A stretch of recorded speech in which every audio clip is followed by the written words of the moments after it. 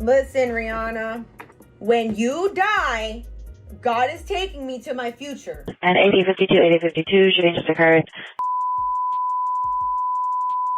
Approximately 10 shots heard and an unknown person shouting Katt Williams. So you're saying it was a setup? I'm saying that everything that happens in a business that's based off of pretend that seems like a setup is. Faith is the devil. She only did her little music thing so that she can do witchcraft. When these rappers get killed, not incidental. Somebody made $100 million and now don't have to talk to that artist. She's a witch. Get that stupid girl out of here. Wow. And they had some people from your city do it. March 8, 2026. A woman named Ivana Ortiz pulls up to Rihanna's Beverly Hills mansion with an AR-15 and opens fire, somewhere between 7 and 10 rounds into the estate. That gate right now is peppered with bullet holes that are covered up with white tape as armed security now protects this compound 24 hours a day. LAPD taking over the street where for fire at singer Rihanna's home Sunday afternoon. You can see the bullet holes on the gates and investigators placing markers on an Airstream trailer parked inside. Police say the came from an AR-15. Rihanna was inside. Her 3 children were inside. And by some miracle, nobody took a bullet that night. The moment this story broke, the machine kicked into gear with one clean narrative. Crazy fan, parasocial obsession, case closed. I keep telling her to stop harassing me, and she keeps doing it. And if all you did was scroll the coverage, you would have seen Ivana's social media clips. And yeah, on the surface, she looks completely unhinged. How am I?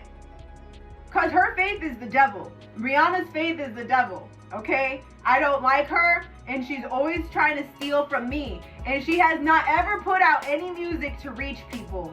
She only did her little music thing so that she can do witchcraft. And so that she can steal from people.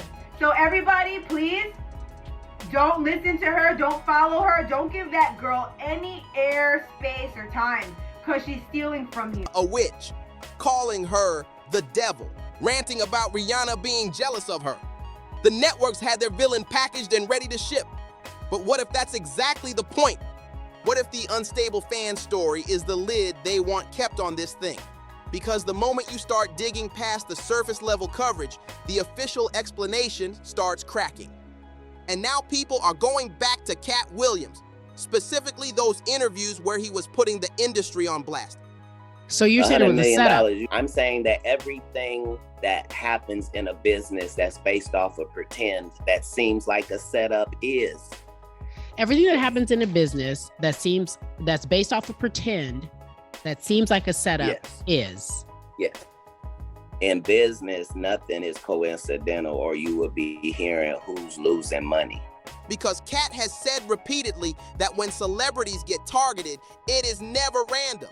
There's always someone higher up who profits from the chaos. In all of these situations, it's only the artist that's losing. Somebody makes big money. When these rappers get killed, not incidental. Somebody made $100 million and now don't have to talk to that artist or none of their crew, don't have to validate none of their contracts. Now only got to deal with the mama, only got to see her once a year, and it's over. And the money goes up and up and up.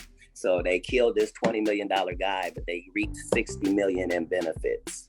So the real question we need to be asking is, who benefits if Rihanna is gone? Let's start with Live Nation, because that's where the theory gaining traction online gets real uncomfortable, real fast. Ivana Ortiz has an active legal case against Live Nation.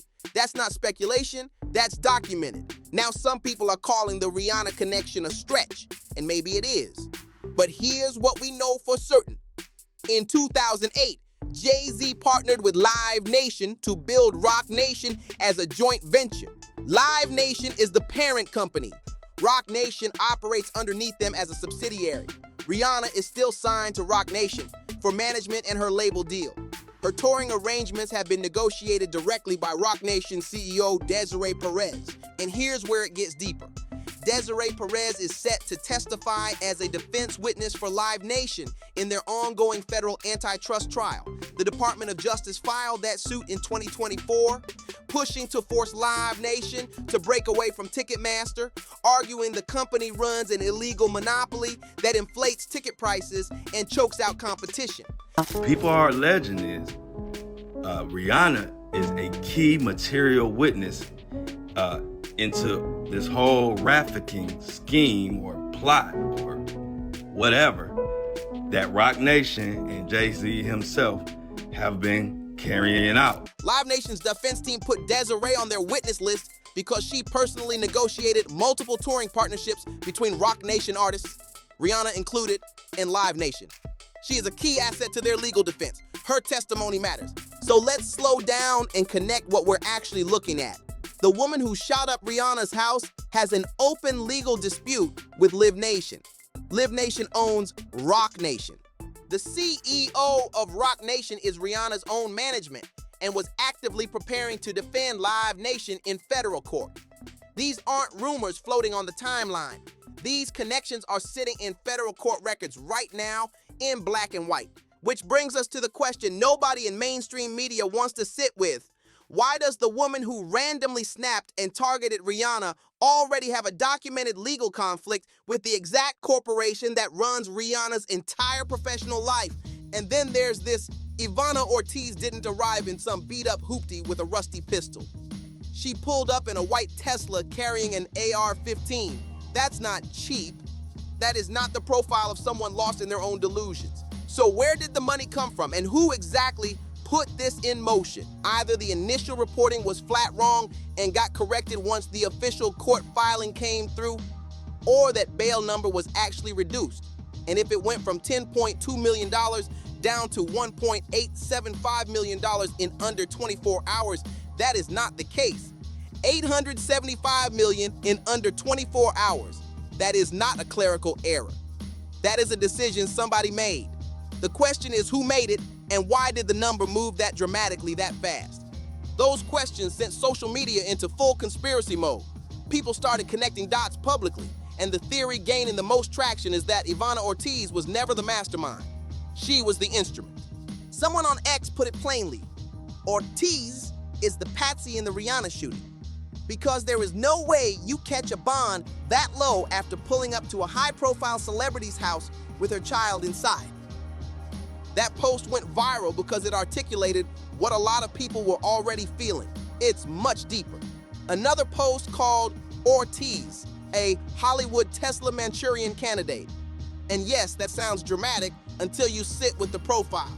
She already had a documented history of erratic behavior and legal proceedings connected to a corporation tied directly to the target. If you need plausible deniability, you don't recruit someone clean. You find someone who already looks unhinged, someone whose instability provides cover for whoever actually put this in motion. The lone wolf narrative writes itself. That's the exact framework Katt Williams has been laying out for years. Nothing in this industry is coincidental. The people operating at the top need the public fixated on the surface story. The crazy woman, the AR-15, the dramatic arrest. So nobody looks at the infrastructure underneath. While everyone's discussing Ortiz's mental state, the people who allegedly gave direction disappear back into their boardrooms without a single question asked. So Ortiz may have physically shown up at that gate.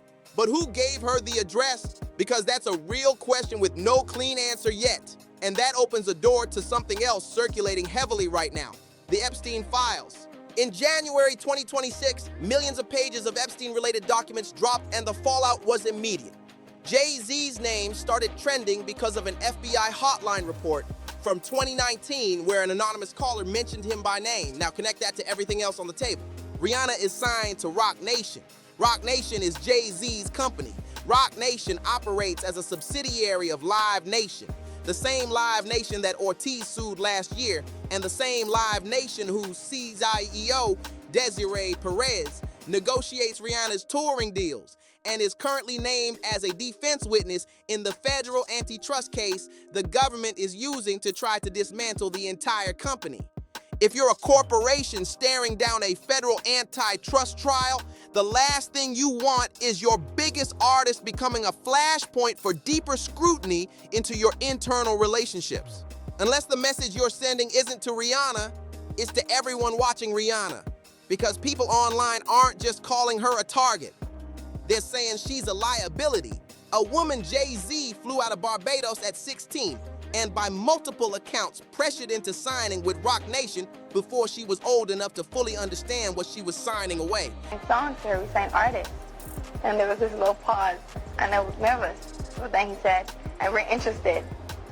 And there was this sudden feel of relief. But then he said something about a window and a door or something. Oh, then he said, he did it homework. I did a lot of homework on you, Miss Lady. He said, there are two ways to leave here, either through the door with the deal sign or through this window, and we're on the 29th floor.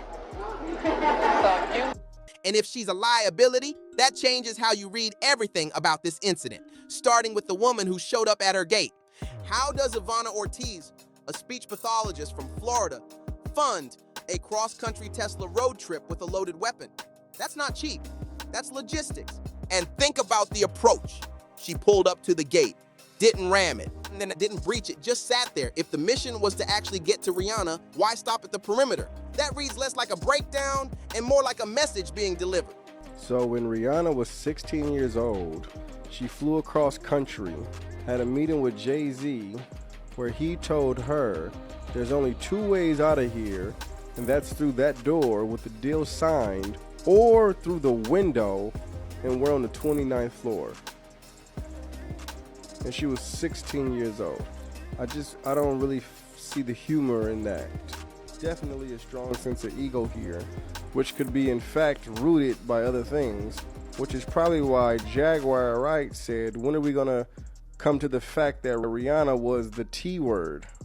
TRAFFIC. Because who actually wins if Rihanna is too shaken to move freely, too scared to speak, too distracted to organize? Maybe this is exactly what it looks like. A disturbed woman who reached a breaking point.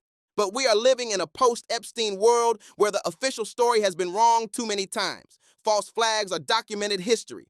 Corruption runs from the street to the Senate. So we're asking directly, was Ivana Ortiz working alone? Is there a bigger hand behind this?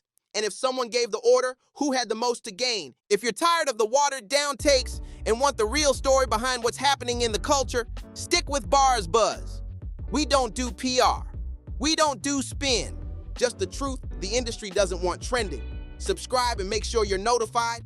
The next one drops sooner than you think.